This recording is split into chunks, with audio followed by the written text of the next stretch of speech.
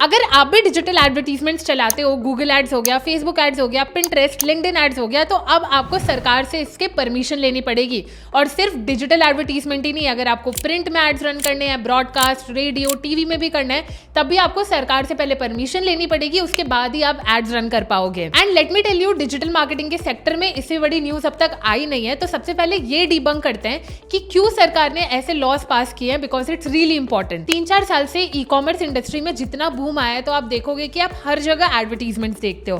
अब कई उसमें ऐसे एडवर्टीजमेंट्स होते हैं जो स्कैमी होते हैं। मतलब सपोज करो आपने कोई एड देखा, उससे एक प्रोडक्ट परचेज किया, आपने पैसे भी दे दिए, बट अल्टीमेटली आपके पास वो प्रोडक्ट ही नहीं आया, और अगर आया भी तो गलत प्रोडक्ट आया। तो इसे हम इंटरनेट की भाषा में स्कैम कहते हैं, और ये बहुत ज्यादा बढ़ रहा था। और सिर्फ इतना ही नहीं, आप लोगों ने आदिवासी तेल का नाम तो सुना ही होगा, जो काफी ज्यादा फेमस है। तो उनके आदिवासी तेल को काफी सारे लोगों ने कॉपी किया और उसके बाद उस पर एड्स रन किए और लोगों को स्कैम प्रोडक्ट्स भेजा। तो इससे लोगों का नुकसान तो होता ही है, बट जो आदिवासी तेल बनाते हैं उनकी लाइवलीहुड पे भी बहुत ज्यादा इंपैक्ट पड़ा। गवर्नमेंट ऑफ इंडिया ने ये अनाउंस किया है कि अब हर एक एडवर्टाइजर को ये बताना पड़ेगा कि वो एड कौन सा रन कर रहा है, और एक सेल्फ डिक्लेरेशन फॉर्म भरना पड़ेगा। अब हम बात करते हैं कि गवर्नमेंट ऑफ इंडिया ने मेन रूल क्या निकाला है। इंडिया में एडवर्टाइजिंग काउंसिल ऑफ इंडिया बहुत समय से है, और उन्होंने कई सारे रूल्स भी बता के रखे हैं जो एडवर्टाइजर्स को बेसिकली फॉलो करने होते हैं, बट वो बहुत समय से लोग फॉलो नहीं कर रहे हैं, जिस वजह से ये रूल आया गया है। अब क्या करना पड़ेगा, अगर आप यूट्यूब पे कोई एड रन करना चाहते हो, फेसबुक पे, लिंक्डइन पे, कोई भी डिजिटल एडवर्टीजमेंट हो गया,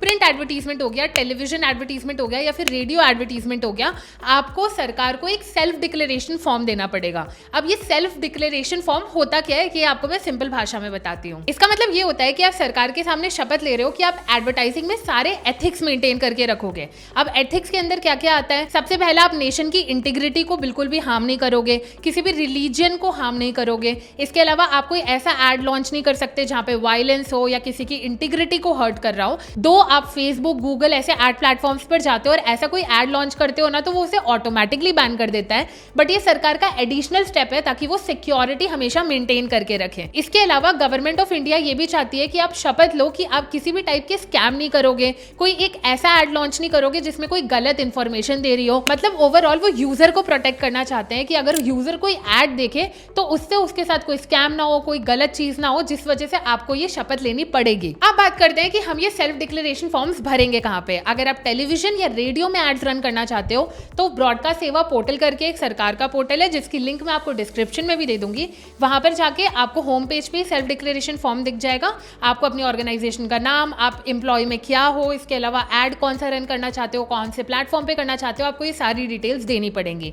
और नंबर 2, अगर आप प्रिंट में या फिर डिजिटल मीडिया में अपने एड्स रन करना चाहते हो तो प्रेस काउंसिल ऑफ इंडिया की वेबसाइट पर जाना पड़ेगा, जिसकी भी लिंक मैं आपको डिस्क्रिप्शन में दे दूंगी। और वहां पर भी आपको सेम फॉर्म फिल आउट करना पड़ेगा और बताना पड़ेगा कि आप ये एड क्यों रन करना चाहते हो, आपका गोल क्या है, आपका मोटिव क्या है, आपकी ऑर्गेनाइजेशन कौन सी है। वो बहुत सारी डिटेल्स मांगती है जो आपको फिल आउट करनी पड़ेंगी। अब ये जो सेल्फ डिक्लेरेशन फॉर्म है ना, ये आप भर तो दोगे, लेकिन इससे सरकार को क्या फायदा मिलेगा, सबसे पहले उसकी बात करते हैं, क्योंकि ये आपकी भी नजर में होना बहुत ज्यादा इंपॉर्टेंट है, क्योंकि उससे आपको समझ आएगा कि किन चीजों को आपको करने की जरूरत बिल्कुल भी नहीं है और जो आपको बिल्कुल भी नहीं करना चाहिए। सबसे पहले जब भी आप ये सेल्फ डिक्लेरेशन फॉर्म भरते हो, आप लीगल कंप्लायंस में आ जाते हो। मतलब अगर आप कोई भी एड लॉन्च करते हो और उसमें कोई भी खराबी निकलती है, या आप बिना सेल्फ डिक्लेरेशन फॉर्म भरे एड लॉन्च कर रहे हो, तो आप पे लीगल एक्शंस लिए जा सकते हैं। दो, अभी गवर्नमेंट ऑफ इंडिया ने ये नहीं बताया है कि क्या लीगल एक्शंस लिए जाएंगे, क्या पनिशमेंट्स होंगी या क्या होगा, इन सब चीज़ों के बारे में कोई डिस्क्लोजर नहीं है, बट लीगल कंप्लायंस के अंडर आप आ जाते हो। नंबर 2, आप प्रोहिबिटेड प्रोडक्ट्स को बिल्कुल भी नहीं प्रमोट कर सकते हो।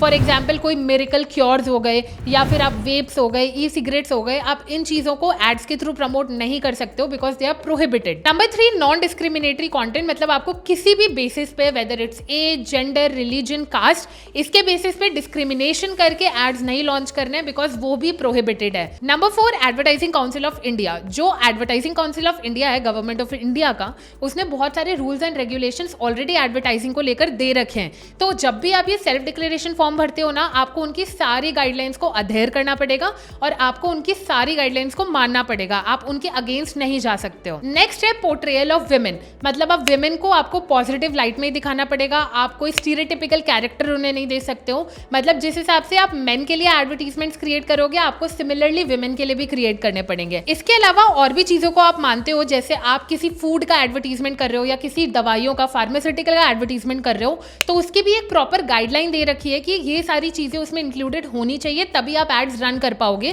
तो वो भी आपको चेक करने की ज़रूरत है। तो अगर आप सिंगल हैंडेडली एड रन कर रहे हो या फिर आप किसी के बिहाफ पे कर रहे हो या आपकी एडवर्टाइजिंग एजेंसी है, तो आप सबको ये फॉर्म फिल आउट करना पड़ेगा और एक सेल्फ डिक्लेरेशन देना पड़ेगा। और जितनी बार आप एड लॉन्च करोगे आपको उतनी बार ये सेल्फ डिक्लेरेशन फॉर्म भरना पड़ेगा, ताकि गवर्नमेंट को पता रहे कि कौन एक्चुअली में ये एड रन कर रहा है। अब ये तो हो गया कि गवर्नमेंट ऑफ इंडिया ने क्या रेगुलेशंस लेकर आए, लेकिन अब थोड़े इसके ड्रॉबैक्स के बारे में बात कर लेते हैं।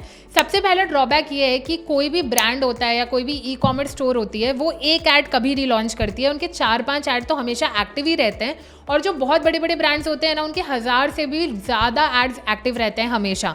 अगर आपको मुझ पर विश्वास नहीं हो रहा है तो आप एड्स लाइब्रेरी में जाके चेक कर सकते हो। तो इससे क्या होगा, आप जितनी बार भी ऐड अपना लॉन्च करोगे उतनी बार आपको सेल्फ डिक्लेरेशन फॉर्म भरना पड़ेगा और ये एक एक्स्ट्रा टास्क हो जाएगा। तो डिजिटल मार्केटिंग एजेंसीज हो गई, एडवर्टाइजिंग एजेंसीज हो गई, उनके लिए ये एक नया टास्क हो जाएगा। तो वो अपने क्लाइंट से सेम चार्ज नहीं कर पाएंगे, जिससे एडवर्टाइजिंग कॉस्ट भी बढ़ेगा। तो अगर आप भी एक एडवर्टाइजर हो, आपकी एडवर्टाइजिंग एजेंसी है, मार्केटिंग एजेंसी है, तो आपको ये सेल्फ डिक्लेरेशन फॉर्म भर देना चाहिए।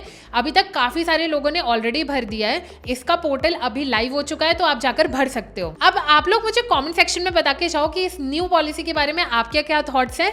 इसके अलावा अगर आपको ये अपडेट अच्छा लगा हो तो इस वीडियो को एक लाइक दे देना, चैनल को सब्सक्राइब कर देना, ताकि डिजिटल मार्केटिंग का कंटेंट मैं हमेशा बनाती रहूं।